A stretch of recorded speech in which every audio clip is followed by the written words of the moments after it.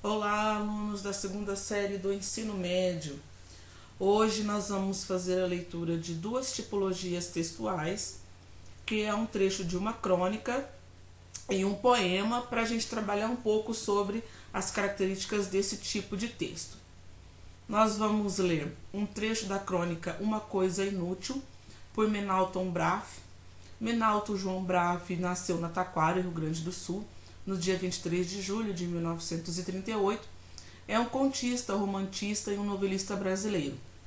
Atualmente ele mora aqui bem próximo de nós, na cidade de Ribeirão Preto, e eu gostaria que vocês prestassem bastante atenção nas características desse trecho que ele escreveu para nós. Então vamos lá. Alguém pode me dizer qual a utilidade do amor? Até hoje ninguém me convenceu. Ele, o amor, é inteiramente inútil. Como a vida, não tem utilidade. Ter filhos, amigos, tudo tão inútil como a arte. Uma ideia esta de inutilidade que me parece ter comparecido em algum escrito de Kant. Na crítica da razão prática, não sei.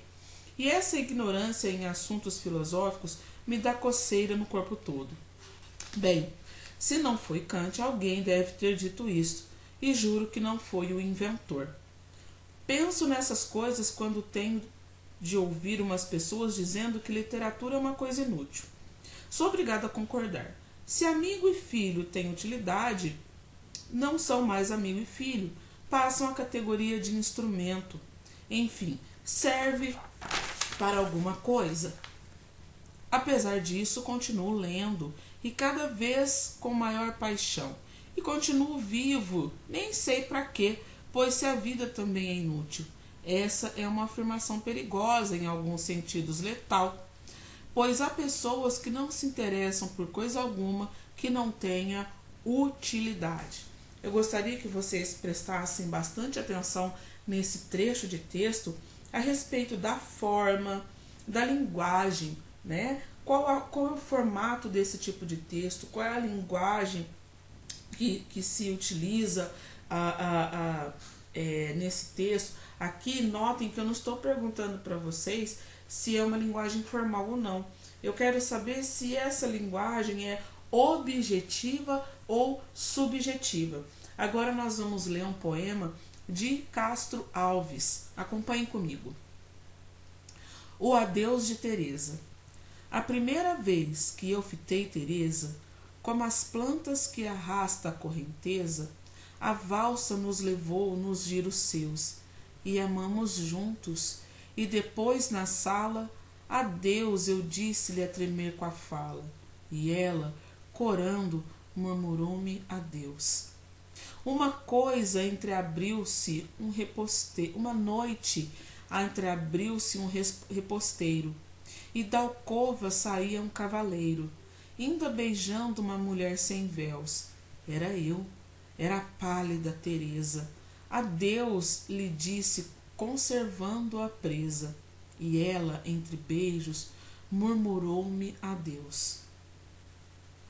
Passaram tempos, séculos de delírio, prazeres divinais, gozos de empírio, mas um dia volvi aos lares meus. Partindo, eu disse, voltarei, descansa. Ela, chorando mais que uma criança. Ela, em soluços, murmurou-me adeus. Gostaria que vocês também prestassem bastante atenção na forma que foi escrita, né? Se essa linguagem é uma linguagem objetiva ou subjetiva. Os dois textos têm formatos bastante característicos, dos quais a gente não pode deixar de notar. O poema, de geral, ele é escrito em versos, né? Enquanto a crônica é escrita em prosa, e cada uma tem suas características que são bem saltantes aos nossos olhos, dos quais nós não podemos deixar passar. Aí na frente vocês vão ter um glossário, tá? Com a palavra reposteiro, que é uma espécie de cortina utilizada normalmente para substituir uma porta. Alcova, todos nós já sabemos, né, que é o quarto de dormir. Empírio, que na mitologia a parte mais elevada do céu, habitada pelos deuses. Alquejar, respirar com dificuldade. Ofegar, ansiar, arfar, arquejar após um grande esforço. Então vocês já têm aí o glossário para depois voltar ao vídeo e compreender bastante o texto. E eu não poderia deixar de falar um pouco sobre esse nosso poeta Castro Alves, que nasceu em 1841 e faleceu em 1871, um grande poeta brasileiro que escreveu clássicos como Espumas Flutuantes e Hinos do Equador, que alcançaram a posição de maior entre seus contemporâneos, bem como versos do poema como Os Escravos, A Cachoeira de Paulo Afonso e Gonzaga, que lhe valeram